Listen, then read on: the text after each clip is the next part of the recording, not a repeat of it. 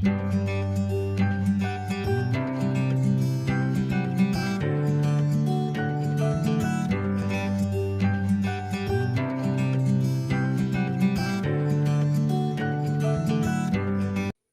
we are going to study the topics colonies become free, Cold War and non-allied movement.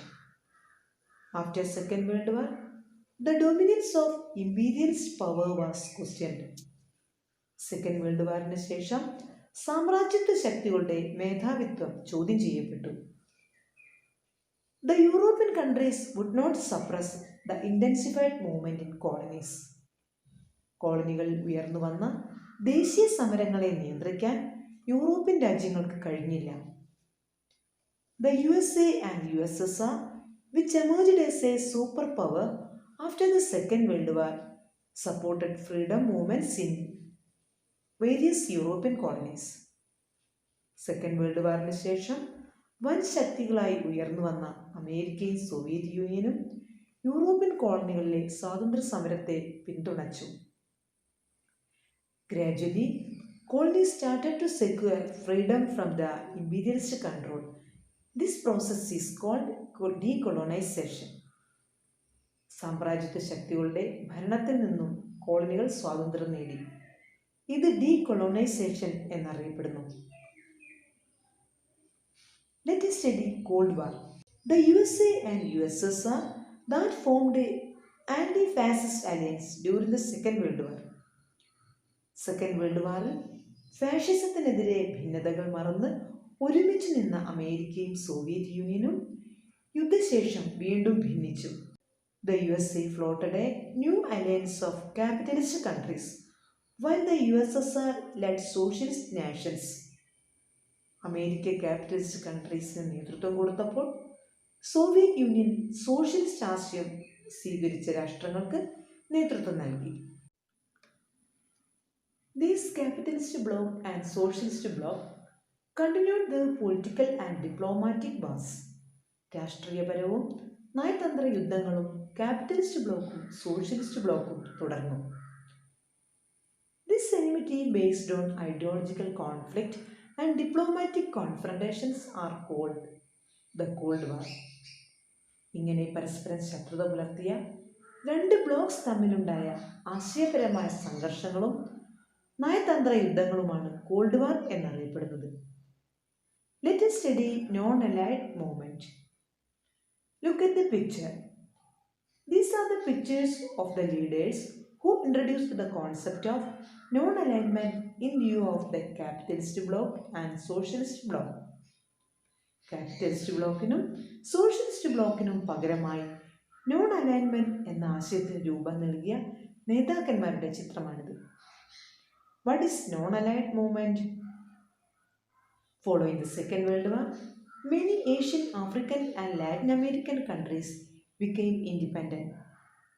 രണ്ടാം ലോക യുദ്ധത്തെ തുടർന്ന് ഏഷ്യയിലും ആഫ്രിക്കയിലും Latin അമേരിക്കയിലും അനേകം രാജ്യങ്ങൾ സ്വാതന്ത്ര്യം നേടി. They realized that the Cold War was yet another phase of imperialism and that it would threaten world peace.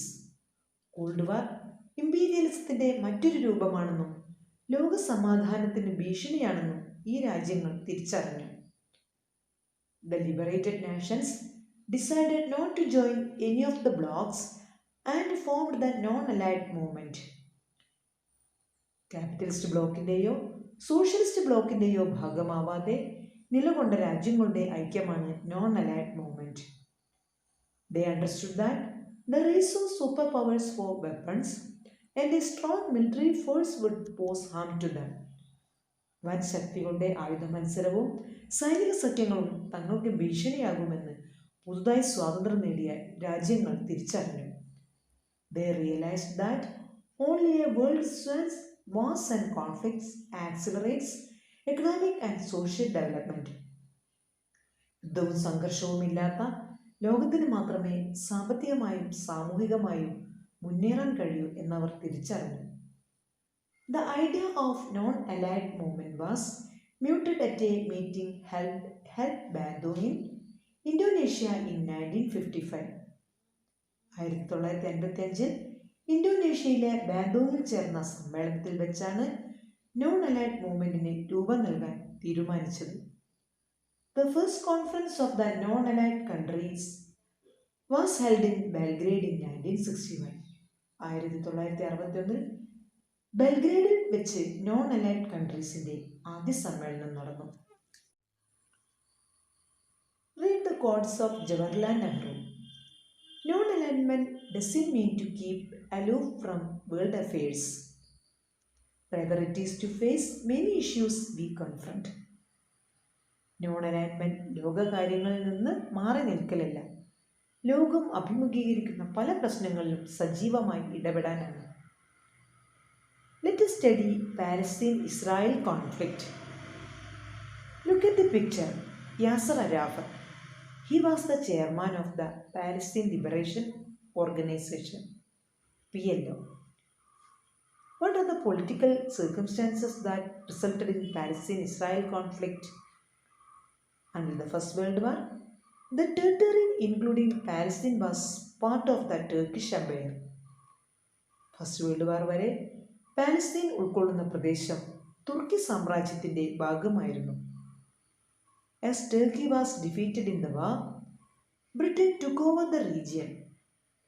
First world വാറിൽ തുർക്കി പരാജയപ്പെട്ടതോടെ പാലസ്തീൻ ഉൾപ്പെട്ട പ്രദേശം ബ്രിട്ടന്റെ നിയന്ത്രണത്തിലായി. Since the Jews helped Britain in the war, the British Foreign Secretary Arthur Balfour declared the establishment of Jewish nation in West Asia as a reward. It is known as Balfour Declaration. First world വാറിൽ ജൂതർ Britain നൽകിയ സേവനത്തിന് പ്രത്യുപകാരമായി west ഏഷ്യയിൽ ജൂതർക്ക് സ്വന്തമായി ഒരു രാജ്യം അനുവദിക്കുമെന്ന് British foreign secretary ആയിരുന്ന ആർതർ ബാൽഫർ പ്രഖ്യാപിച്ചു.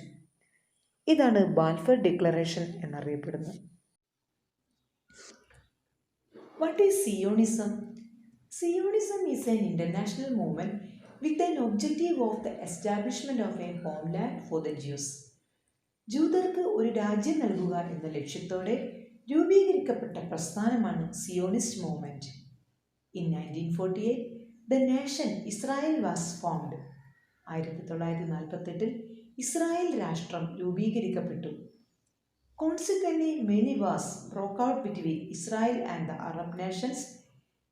ഇതിനെ തുടർന്ന് ഇസ്രായേലും അറബ് രാഷ്ട്രങ്ങളും തമ്മിൽ നിരവധി യുദ്ധങ്ങളുണ്ടായി. Israel seized Palestine, expelling the Palestinians from their homeland. The Palestinian refugees migrated to various Arab countries. ജന്മനാട്ടിൽ നിന്നും പുറത്താകേണ്ടി വന്ന പാലസ്തീൻകാർ വിവിധ അറബ് രാഷ്ട്രങ്ങളിൽ അഭയം തേടി. The object of establishing a nation for the Palestinians, a movement called Palestine Liberation Organization, PLO, was founded with Yasser Arafat as the president. ഇസ്രായേലിന്റെ രൂപീകരണത്തോടെ അഭയാർത്ഥികളാകേണ്ടി വന്ന പാലസ്തീൻകാർക്ക് സ്വന്തമായൊരു രാജ്യം സൃഷ്ടിക്കുക എന്ന ലക്ഷ്യത്തോടെ സ്ഥാപിക്കപ്പെട്ടതാണ് പാലസ്തീൻ ലിബറേഷൻ ഓർഗനൈസേഷൻ. ഇതിൻ്റെ സ്ഥാപക പ്രസിഡന്റ് യാസർ അരാഫത്ത് ആണ്. After a series of bloodsheds and massacres, Israel agreed in principle to recognize Palestine as a free nation. This agreement, mediated by the US, is called the Oslo Pact. രക്തച്ചൊരിച്ചിലുകൾക്ക് ശേഷം 1993 അമേരിക്കയുടെ മധ്യസ്ഥതയിൽ ഒപ്പുവെച്ച Oslo കരാർ പ്രകാരം പാലസ്തീനെ സ്വതന്ത്ര രാഷ്ട്രമാക്കാൻ Israel അംഗീകാരം നൽകി. But the provisions in the pact are yet be implemented. എന്നാൽ ഇത് പൂർണ്ണമായും നടപ്പാക്കിയിട്ടില്ല.